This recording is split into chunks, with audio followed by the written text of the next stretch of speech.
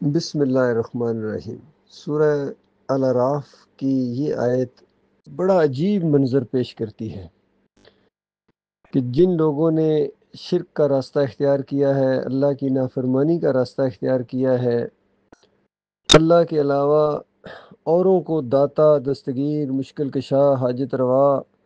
مانتے ہیں، ان کے سامنے رکوع کرتے ہیں، سجدے ثابت کرتے ہیں، بندگیاں کرتے ہیں، نظر و نیازیں کرتے ہیں، واسطے وسیلے دیتے ہیں، امام زامن باندھتے ہیں، یا تعویذ گنڈا کرتے ہیں، یا دین کے اوپر اجرت لیتے ہیں، یا کسی بھی مشرکانہ نظام کا وہ حصہ ہیں، چاہے جمہوریت کا معاملہ ہو، چاہے پیری مریدی ہو، چاہے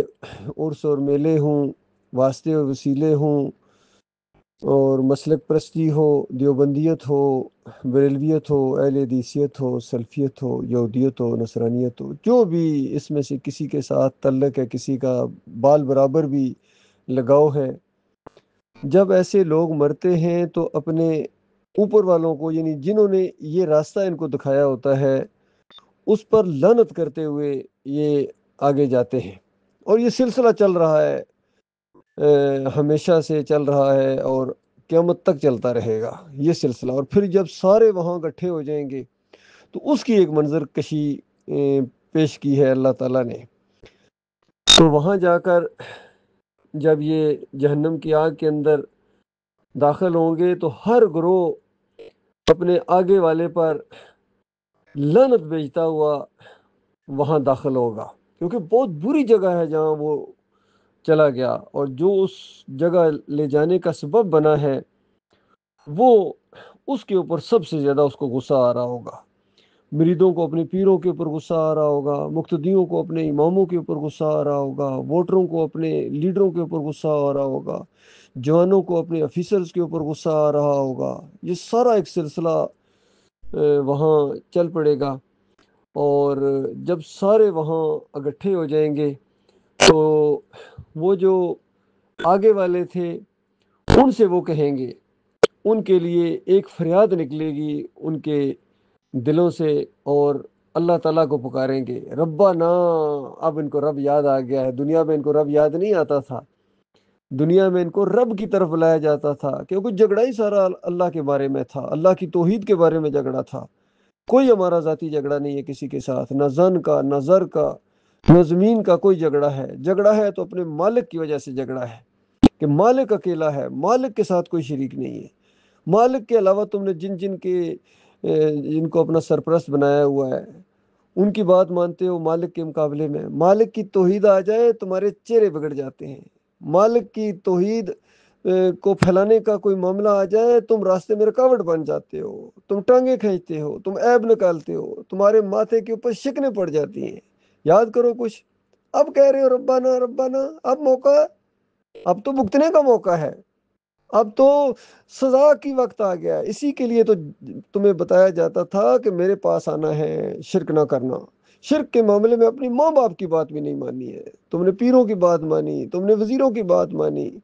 تم نے اپنے استادوں کی بات مانی، اپنے افسروں کی بات مانی، اپنے لیڈروں کی بات مانی، اللہ کی بات کو تم نے پسے پش ڈال دیا۔ اللہ کی دعوت اٹھی تھی، قرآن کی طرف تمہیں بلایا گیا تھا، صحیح حدیث کی طرف تمہیں بلایا گیا تھا، نبی علیہ السلام کے طریقے کی طرف چلنے کی تمہیں نمونہ بھی پیش کیا گیا تھا، یہ ہے نبی علیہ السلام کا طریقہ، یہ ہے صحابہ کرام کا طریقہ، خالص اللہ کی بندگی، شرک کے ساتھ بدترین دشمنی، اور پھر توحید کی دعوت دینا، ہر وقت اللہ کا ذکر کرنا، جہاں بھی جاؤ اللہ کی باتیں کرو۔ تمہارا جینا، تمہارا مرنا، تمہارا اٹھنا، تمہارا بیٹھنا، تمہاری تقریریں، تمہاری انفرادی گفتگو، تمہارے آڈیوز، تمہارے ویڈیوز خالص اللہ رب العالمین کے لیے ہونے چاہیے، اس کی بندگی کا جھنڈا بلند کرنے کے لیے، اور شرک کا جھنڈا ڈاؤن کرنے کے لیے۔ یہ ساری باتیں تمہارے سامنے آئی تھی، تمہیں سمجھ نہیں آتی تھی کس کی بات ہو رہی ہے؟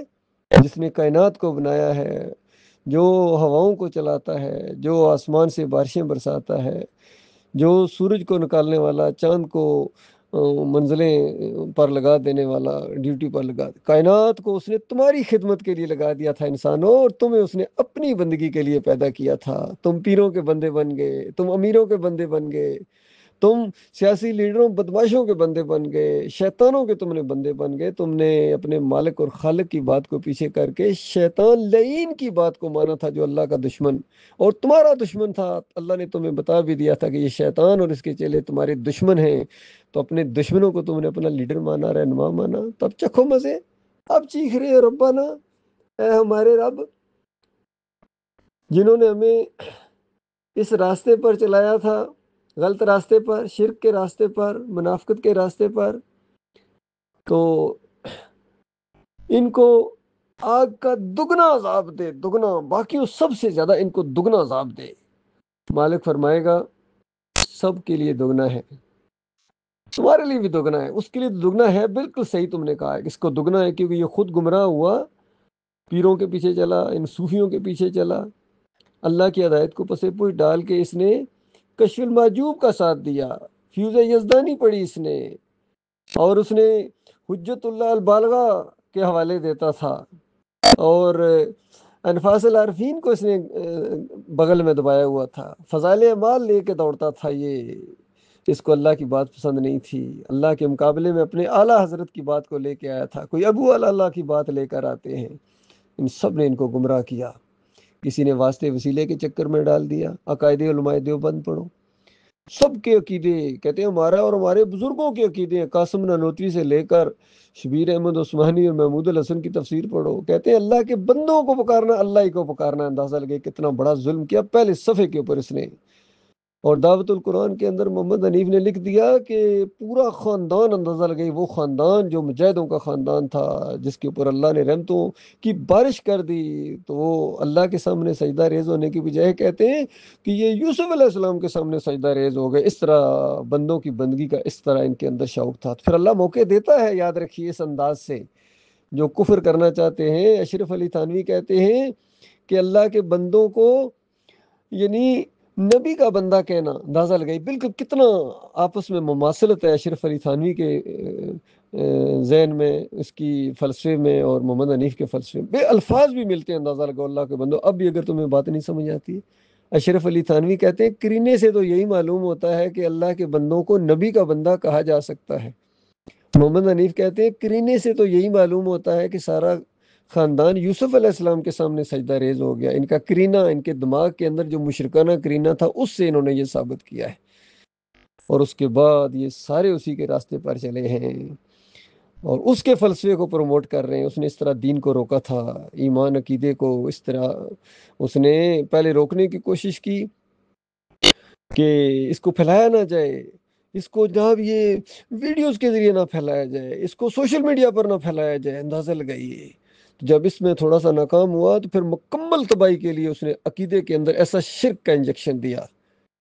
اب چیخ رہے ہو کہ ربنا اس کو دوہرا عذاب دے، عبد القادر جیلانی کو دوہرا عذاب دے، محی الدین چشتی کو دوہرا عذاب دے، علی اجویری کو دوہرا عذاب دے یا اللہ، اور ان جمہوریت کے پرستاروں کو، جس نے بھی یہ سلسلہ شروع کیا، ان کو دگنا عذاب دے، چادریں چڑھانے والوں کو، عرس اور میلے کرنے والوں کو دگنا عذاب دے یا اللہ۔ آپ چیخ رہے ہو، اس وقت ان کے پیچھے دوڑتے تھے، ان کے جھنڈے بلند کرتے تھے، نہیں بات مانتے تھے، توحید کی دعوت تمہیں اچھی نہیں لگتی تھی، تمہیں آگ لگ جاتی تھی، اور اعلان کے ساتھ کہتے تھے کہ جب بھی ارشد کا کوئی بیان آتا ہے میں خوب سناتا ہوں اس کو۔ ٹھیک ہے، اب پتہ چلا ہے، اب کہہ رہے ہو ربنا ربنا، اب چکھو مزے، دونوں کے لیے دگنا عذاب ہے۔ اللہ تعالیٰ غور و فکر کرنے کی اور اس تباہی اور بربادی سے بچنے کی توفیق عطا فرمائے۔ بڑا خوفناک انجام ہے اللہ کے بندوں، تمہیں خبردار کر دیا جائے، تمہارے کانوں تک یہ بات پہنچی ہے کہ یہ طاغوت ہیں، یہ دعوت اٹھی ہوئی ہے، اس دور کے اندر دعوت اٹھی ہے ڈاکٹر مصعب الدین عثمانی رحمۃ اللہ علیہ کے ذریعے۔ کتابوں میں لکھ دیا گیا ہے، ایمان خالص، ایمان کس اول اور کس دوم کے اندر سارے طاغوتوں کی لسٹ دی گئی ہے۔ پھر بھی اگر تم انہی کے پیچھے چلو گے اور انہی کو اپنا امیر اور لیڈر مانو گے تو پھر اس کے بعد یہ انجام تمہیں دیکھنا پڑے گا۔ کان کھول کر، کان کی ساری کھڑکیاں کھول کر سن لو کہ یہ انجام تمہیں دیکھنا پڑے گا۔ تمہارے سارے اعمال، تمہاری ساری کاروائیاں، تمہارے سارے جتنے نیک اعمال تمہارے منہ پر مارے جائیں گے۔ اللہ تعالیٰ اس خوفناک انجام اور خسارے سے اپنی پناہ میں رکھے۔